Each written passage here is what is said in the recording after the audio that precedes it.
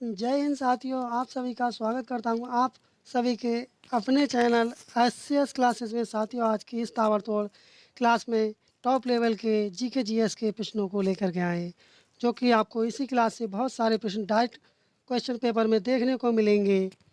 और आपने यदि 38 क्वेश्चन में से 30 प्रश्नों का अगर सही जवाब दे दिया तो मान लीजिए आपकी तैयारी बहुत अच्छे लेवल की है, क्योंकि इसमें टॉप लेवल के प्रश्नों को लिया गया है, आपको यहीं से मिलेंगे। इसलिए क्लास को पूरा देखें, कहीं से भी स्किप ना करें। बढ़ते हैं अपने प्रश्नों की तरफ। पहला प्रश्न अपना है कि निम्न में से कौन से वेद से हमें संगीत संबंधी विशद जानकारी प्राप्त होती है। बताना कि संगीत की जानकारी हमें किस वेद से प्राप्त होती है। ये जो प्राप्त होती है साम वेद से। ऑप्शन बी वाला इसका सही जवाब होगा। जो साथियों ने बी ऑप्शन इसका जवाब दिया वो बिल्कुल सही जवाब दे रहे हैं। अगला प्रश्न है, निम्नलिखित भारतीय राज्यों में से किस राज्य की लोकसभा में केवल एक सीट है। वह कौन सा राज्य है जो विकल्पों में दिया रखा है कि एक सीट है उसमें। अब किस में है लोकसभा की एक सीट? क्या ये त्रिपुरा में, मणिपुर में, मेघालय, मिजोरम में? जो एक सीट है वह है मिजोरम राज्य में। ऑप्शन डी वाला इसका सही जवाब होगा। बढ़ते हैं अगले प्रश्न की तरफ। अगला प्रश्न है कि मानवाधिकार की सार्वभौम घोषणा की मसौदा समिति के अध्यक्ष कौन थे? मिस्टर चर्चिल थे, बी के मेनन थे, एलेनोर रूजवेल्ट थे, जॉन पीटर्स हम्फ्री थे। जो साथी इसका जवाब ऑप्शन सी दे रहे हैं, एलेनोर रूजवेल्ट, वो बिल्कुल इसका सही जवाब दे रहे हैं। ऑप्शन सी वाला इसका सही जवाब होगा। साथियों, आपने सेशन को शेयर ना किया हो, सेशन को शेयर कर दें, और जिन साथियों ने चैनल को सब्सक्राइब ना किया हो वो साथी चैनल को सब्सक्राइब कर लें। अब नोटिफिकेशन बेल आइकन दबाना ना भूलें, जिससे उन्हें समय समय पर नोटिफिकेशन प्राप्त हो सके। अगला प्रश्न है, थालघाट दर्रा निम्न में से किस पर्वत श्रेणी में स्थित है। जो थालघाट दर्रा है वह किस पर्वत श्रेणी में स्थित है, आपको ये बताना है।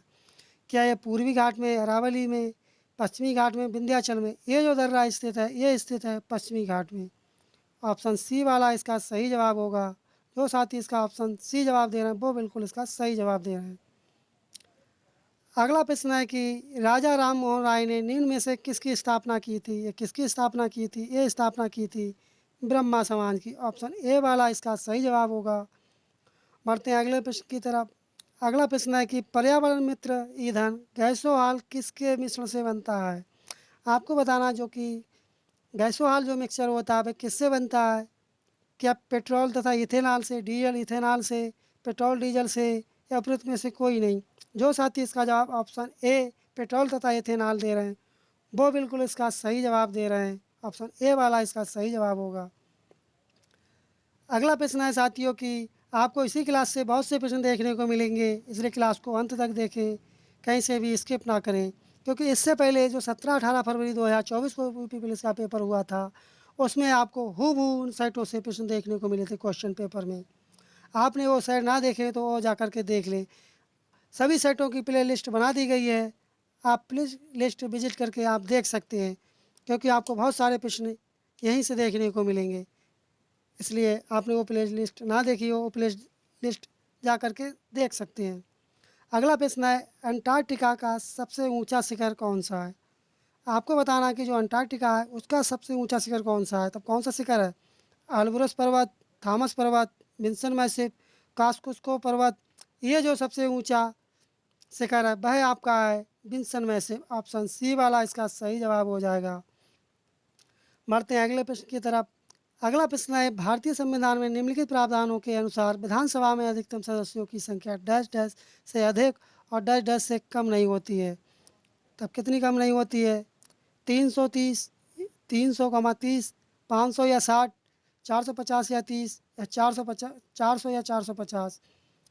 जो साथी इसका जवाब ऑप्शन सी दे रहे हैं, 500 से अधिक नहीं होनी चाहिए और 60 से कम नहीं होनी चाहिए। ऑप्शन बी वाला इसका सही जवाब होगा। बढ़ते हैं अगले प्रश्न की तरफ। अगला प्रश्न है कि किस प्रकार के वन मुक्ता शैवालों तथा काई से बने होते हैं। आपको बताना है शैवाल और काई से किस प्रकार के वन बनते हैं। ये बनते हैं टुंड्रा वन। ऑप्शन बी वाला इसका सही जवाब होगा। अगला प्रश्न है कि मानव विद्या का दाहिना भाग डैश डैश रक्त प्राप्त करता है। ये कहाँ से प्राप्त करता है?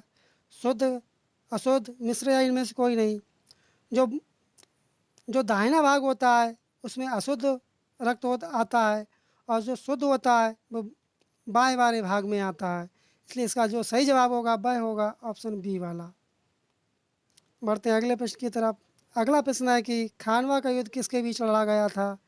यह युद्ध किसके बीच लड़ा गया था? बाबर और महाराणा प्रताप के, बाबर और राणा सांगा, बाबर और इब्राहिम लोदी, अकबर और राणा प्रताप के साथ। ये जो युद्ध लड़ा गया था ये लड़ा गया था बाबर और राणा सांगा के बीच।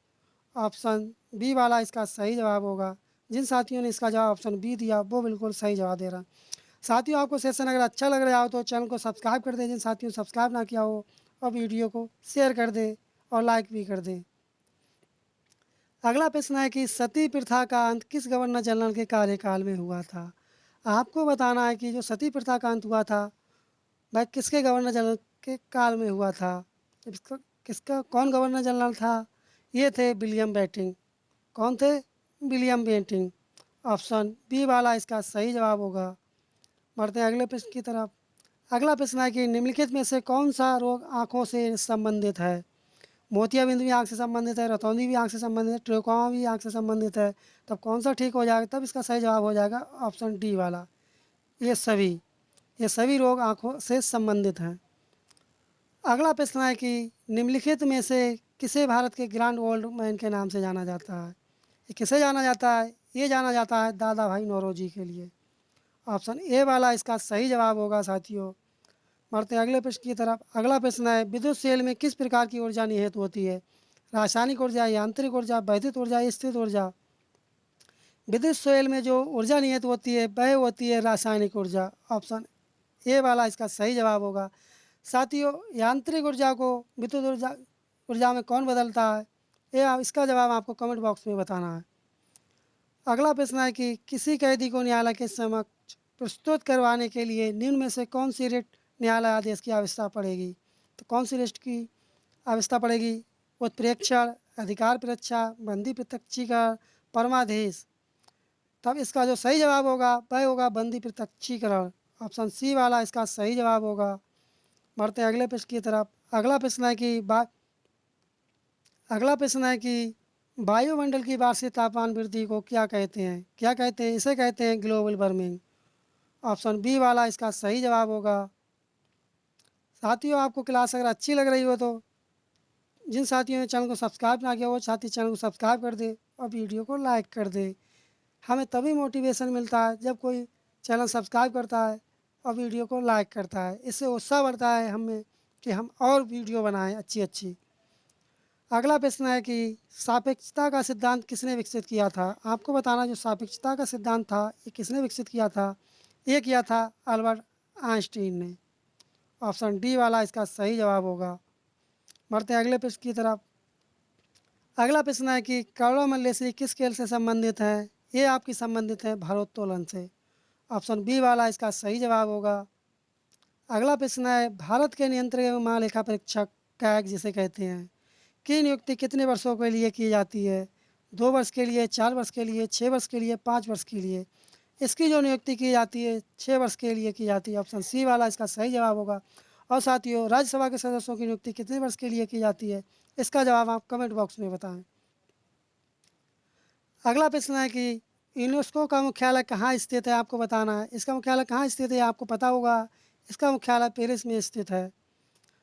अगला प्रश्न है कि भारत की आकस्मिकता निधि का संरक्षक कौन होता है? तो ये कौन होता है? प्रधानमंत्री होता है, सर्वोच्च न्यायालय का न्यायाधीश, राष्ट्रपति या वित्त मंत्री। इसका जो संरक्षक होता है आकस्मिकता निधि का वह होता है राष्ट्रपति। ऑप्शन सी वाला इसका सही जवाब होगा। अगला प्रश्न है कि हड़प नीति किस गवर्नर से संबंधित है? तब ये किससे संबंधित है?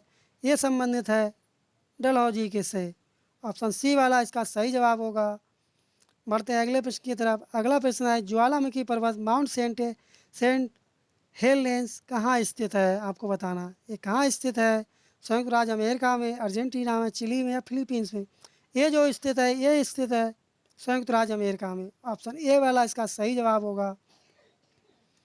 अगला प्रश्न है कि सोडियम कार्बोनेट का साधारण नाम क्या होगा या क्या होता है? तब क्या होता है? खाने का सोडा या बेकिंग पाउडर सोडा कहते हैं इसके लिए। ऑप्शन पहला वाला ही इसका सही होगा, ऑप्शन ए। बढ़ते हैं अगले प्रश्न की तरफ। अगला प्रश्न है कि कनिष्क किस वंश का शासक था? गुप्त वंश का, मौर्य वंश का, कुषाण वंश का, पुष्यभूति वंश का? कनिष्क जो शासक था वह कुषाण वंश का शासक था। ऑप्शन सी वाला इसका सही जवाब होगा। अगला प्रश्न है कि अशोक के अधिकांश शिलालेख किस लिपि में लिखे गए हैं? पाली में, रोमन में, ब्राह्मी में या देवनागरी में? अशोक के जो शिलालेख सबसे ज़्यादा जो लिखे गए हैं वह ब्राह्मी लिपि में लिखे गए हैं, इसलिए इसका सही जवाब होगा ऑप्शन सी वाला। ऑप्शन सी इसका सही जवाब होगा। जिन साथियों ने इसका सही जवाब दिया था वो बिल्कुल सही जवाब दिया था।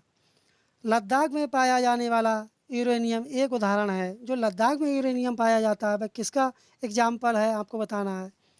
वास्तविक संसाधन का, निक्षेप संसाधन का, संभाव्य संसाधन का या भंडारण संसाधन का? ये जो है ये होता है संभाव्य संसाधन का। ऑप्शन सी वाला इसका सही जवाब होगा। अगला प्रश्न है कि दिन में समुद्र की ओर से स्थल की ओर आने वाली पवनों को क्या कहते हैं? सी ब्रिज कहेंगे, लैंड ब्रिज कहेंगे, घाटी समीर कहेंगे, बिली बिली कहेंगे? तब इसे क्या कहेंगे? इसे कहेंगे सी ब्रिज। ऑप्शन ए वाला इसका सही जवाब होगा। बढ़ते हैं अगले प्रश्न की तरफ। अगला प्रश्न है कि अगला प्रश्न है कि राज्य की विधायक अंग से अभिप्राय है, तब इससे क्या अभिप्राय होता है, अर्थात इससे क्या अर्थ होता है?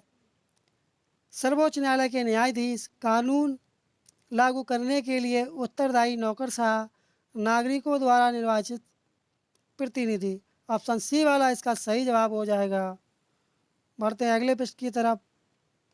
अगला प्रश्न है कि साथियों आपने सेशन को शेयर नहीं किया, सेशन को शेयर कर दें और वीडियो को लाइक कर दें। जिन साथियों ने वीडियो को लाइक नहीं किया हो वो लोग वीडियो को लाइक कर दें, जिससे हमें भी मोटिवेशन मिल सके। अगला प्रश्न है निम्नलिखित में से कौन सी भूकंपीय तरंगें नहीं हैं? आपको बताना कि कौन सी भूकंपीय तरंगें नहीं हैं। अनुदैर्ध्य जो तरंग होती है ये भूकंपीय तरंग होती है। जो पृष्ठीय तरंगें होती हैं ये भूकंपीय तरंग नहीं होती। ऑप्शन बी वाला इसका सही जवाब होगा। और जो पोताश्रय तरंगें होती हैं ये भी भूकंपीय तरंग होती हैं, और अनुप्रस्थ तरंगें होती हैं ये भी भूकंपीय तरंगें होती हैं, इसलिए इसका सही जवाब हो जाएगा ऑप्शन बी वाला। पृष्ठीय तरंगें जो होती हैं वो भूकंपीय तरंगें नहीं होती हैं। अगला प्रश्न है कि अर्थव्यवस्था के द्वितीय क्षेत्र के अंतर्गत सम्मिलित हैं, तभी क्या क्या सम्मिलित है? गैस भी सम्मिलित है, बिजली भी सम्मिलित है, लौह इस्पात भी सम्मिलित है। तब कौन सा सही हो जाएगा इसका जवाब? इसका सही हो जाएगा ऑप्शन डी वाला, ये सभी।